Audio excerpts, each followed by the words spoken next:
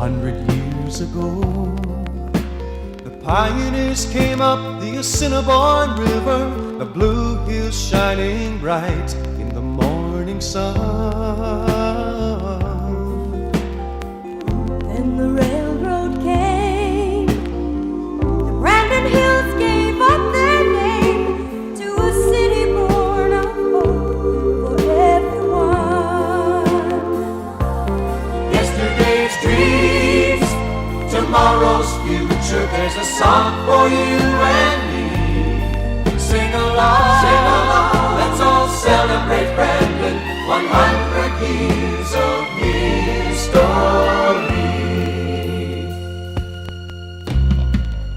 And in this modern day, the Wheat City is showing the way, a city growing strong with industry. People everywhere recognize the spirit there, Brandon's sense of pride and community. Yesterday's dreams, tomorrow's future, there's a song for you and me. Sing along, let's all celebrate Brandon, 100 years of history. Yesterday's dreams, tomorrow's future, there's a song for you and me. Sing along, let's all celebrate Brandon, 100 years of history.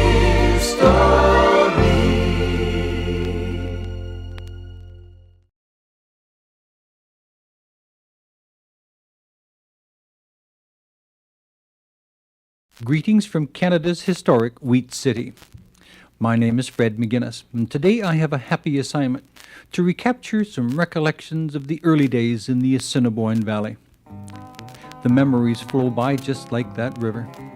I can recall standing on the CPR tracks at 18th Street, looking at the Assiniboine Valley in flood.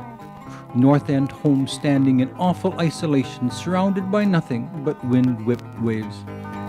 I recall shivering by the side of the Prince Edward Hotel on Boxing Day, watching those famous dog races. And for small fry near frozen to death after an afternoon of tobogganing, well, there never was a sanctuary like Patmore's greenhouse at the bottom of the North Hill. We had 2 special weeks each year. Just as the snows of winter were beginning to melt, it was time for Winter Fair. Country cousins flocked in from Carberry and Caravale to show their flocks and herds. One delicious afternoon that week, our school class would march from Earl Oxford School to the old Wheat City Arena just to savor those sights and sounds and smells. And just as the school year ended, it was summer fair time, and that brought Kids' Day with rides for a nickel. It brought to town strange visitors with elephants and camels.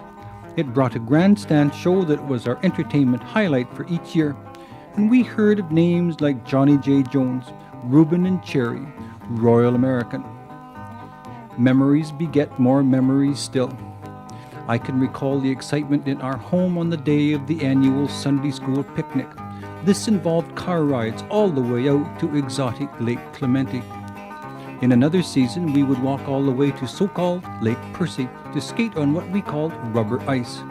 And if you didn't get your feet wet, you weren't really daring. In those days, the CPR depot was the community hub, and with good reason, for that's where things happened. There were bells to announce the arrival of trains and to tell you the exact location of the lunch counter. There was the hiss of steam, the distinctive smell of smoke, and milling crowds comprised of 100 reunions, equal parts of joy and tears. And who can forget the lonesome call of the freight trains whistling in the frost of a moonlit winter's night? We young ones lived in a tiny world delineated by known metes and bounds. On the west it was the sand pits, Birchall's pasture and Sykes's slide. On the north it was the big hill. On the east it was the iron bridge and the ford. On the south it was the duck pond and exhibition park. Inside that world we made our own fun. We could swim at the 16th Street beach, take our red racer sleds to Fleming's Hill, ride the sleighs which brought home the ice harvest from the Assiniboine, and maybe, just maybe, if everyone could come up with a dime, we'd go to the capital on a Saturday afternoon to see still another segment of Riders of the Purple Sage. If one of us were really flush, well, we'd stop en route for a nickel's worth of an historic taste thrill, a bag of Bertrand's humbugs. You did a lot with a nickel in those days. Certainly down the years, Brandon has changed, both in shape and size, but there are still some identifiable characteristics which remain. It's still informal and close to the land, still friendly and open, still hospitable to former daughters, former sons who may return for a renewal of the spirit of the Wheat City.